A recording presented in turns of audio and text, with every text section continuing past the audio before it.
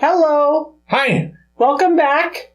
Today we're going to talk about the next topic on property management, and that is how to select a good property management company. Critical. Yes, it is critical. Critical to your success because there's lots of bad ones out there. Yes.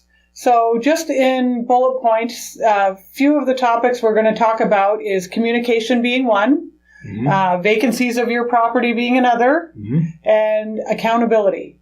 And how they steal from you. So don't let that happen. How they steal from you. So we do property management as well, and we're not the biggest property managers around, and we don't want to be. I think really for the most part, people that get into property management, they want to do a good job, and they don't want to become the bad property manager with a lot of complaints. But I think what happens is they do such a good job that their portfolio just grows, and it grows exponentially because word gets around, because there are so many bad property managers. Word gets around, the portfolio grows exponentially, and they end up having problems. They take on more than they can handle. Yep, and they don't know when to say no. Right. The power of saying no. So I think that's probably our first piece of advice, right? Wouldn't you agree? Yep. Is choose a property management company that's not too big. Yep, that hasn't overgrown their ability. Right. Yep, absolutely. Because I'll let you continue. I know you had a couple of bullet points on what to look for. Yeah, So, well, let's start with communication, because I often talk to owners who say, well, my current property manager, when I call, I always get voicemail, or I never talk to the same property manager twice. I mean, these are complaints you hear all the time. Yep. So for us, it's key that you're reachable as a property manager. Yep. And we know that there are times when you can't take a call, and that's okay. Right. But respond quickly and don't leave people hanging. And, you know, the owner needs to know what's going on with their property. And if the property manager can't convey that, they're not a good fit. Yep. Hey, something else on communication, something that we're big on is tenants are your customer. Right. So if your tenant can't get a hold of a property manager, that's bad customer relationships. Absolutely. The customer is one that pays the bills. The customer pays the mortgage, so on and so forth. So the communication is not just with the owner of the property or the investors of the property. It's also with the tenant. That's critical in order to maintain good tenant relationships. Yep. And some of them just get so overwhelmed they stop caring. Yep. If the tenant has an issue, they need to know that their needs are going to be met. And calling the property manager, they better get a quick response. Yep, not voicemail. Yep. What was the next point you had? Vacancies of your property between tenants. No one wants to lose any rent. We want to be on the ball and have it rented for the next tenant between tenants. But that's not always possible. There are things you want to do between tenants and you take advantage of it being vacant. But wherever possible, a good property manager will A, stay on top of the maintenance that occurs while the tenant is occupying the property and fix it while they're in there. Yep. And B, talk to the owner and see, well, if there are any capital improvements they want to do, maybe they want to have it vacant for a period of time, but if not, a good property manager is on top of their leases. Know when your lease is going to expire. Be communicating with your tenant in advance. Are you going to offer them the opportunity to renew, or are you going to tell them we're not renewing for whatever reason, and you're going to need to seek a new tenant? You want all of that to happen well enough in advance before the current lease expires, so you don't have a vacancy, if at all possible. Yep. And hey, we, you know how big we are with the meetups. You've seen us go to a couple meetups now, and one of them was on property management. They had a panel of 4, again, which they sometimes do. And one of the questions from the audience was, what are the ways a property management manager can steal from the owner or the investors?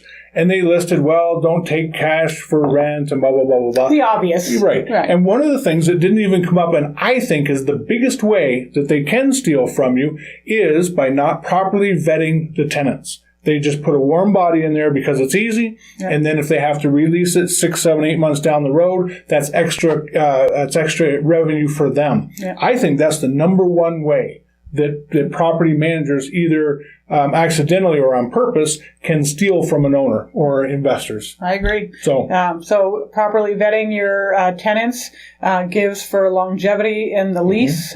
Therefore, the owner is collecting their residual income, which is what the investment property is intended to do. But leasing is a whole different topic, and we did cover this in a previous video. So if you are interested in learning more about leasing and properly leasing and vetting your tenants in the application process, refer back to our leasing video. And if you have any questions, don't hesitate to ask. I mean, leave us a comment in the comments below or give us a call. We are reachable. A to Z, leasing A to Z is the name of it. And anyway, it is a critical part of it. And, I think that one of the ways that you can try and stay on top, not try, but stay on top of your property management company is have access to the files, the tenant files, to make sure that they're being vetted properly. Yeah. Because if they are being vetted properly, they're going to stay longer, be better tenants, pay on time, all those silly things. Take care of the property. Yep. The things that, a good property manager is looking for in a good tenant. Yep. And hopefully those are the wants of the owner too. Yep. Not everybody has the same interest in owning and managing, but from an investor perspective, that's how we do it. We want the owner to be happy. We want the property to be maintained, the value to continue to grow. Absolutely. And the owner to feel like being hands-off is working for them. Yeah. Well, not too hands off, because there's actually another tier that a lot of people don't realize. There's the property manager, and then there's the owner or investor group, but there's somebody in between. There's a role in between that must be filled, and it's called an asset manager. And no matter how big or small the property is, it doesn't matter. There needs to be an asset manager, and the asset manager manages the management company, the property management company. They make sure that they're on track and doing what they're supposed to be doing. And if you're not hiring an asset manager, you need to be the asset manager. Right. So, people like don't I said, realize it's a role that needs to be filled. So if you're not hiring one, put the boots on. That's right.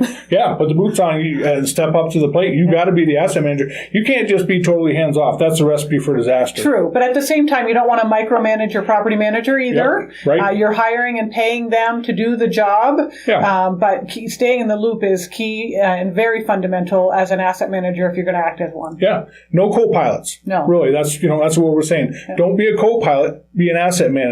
Yeah. And research it. So, and the other part about being the asset manager too is keep on top of the money that's going out. You don't necessarily need to approve every invoice that's paid, but I would suggest you at least put your eyes on them, at least quarterly. Yep. And make sure that things are reasonable. So with the property management company, if you have selected a good one, the way to make sure that they stay in good graces with you is make sure the tenants are properly vetted and make sure that the bills that are being paid are reasonable. Yeah, it is your money they're spending. Mm-hmm. Don't you think you should know about it? Right.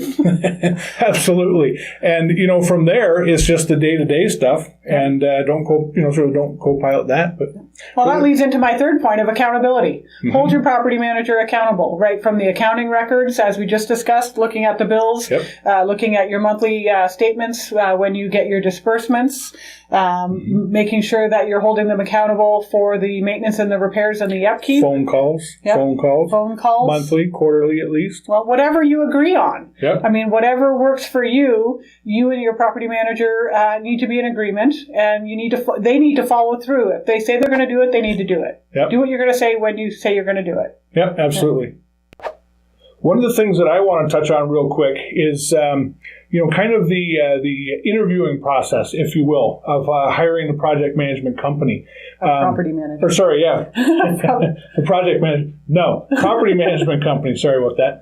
Obviously you want to interview them in person. You want to see what their reviews are like. I will warn you, though, that any property management company that has been around for any length of time is going to have negative reviews from grouchy tenants. And look at how they respond to that. That's important. How do they respond to it? Do they just ignore it and blow it off? Not a good sign. Your tenants are your customers. Can't stress that enough. Mm-hmm. So have a look at that, and have people call them posing on as tenants and wanting to rent a unit from them from a different property that they're currently managing, and perhaps talk to the owner of that property that they're currently managing. But just make sure that you do your due diligence on them up front. Yep. And know who you're hiring. Yeah. Because you're trusting them with your asset, with your money, with your tenants, and you're expecting it all to run smoothly. So know what you're getting into before you make a commitment. Yep, absolutely.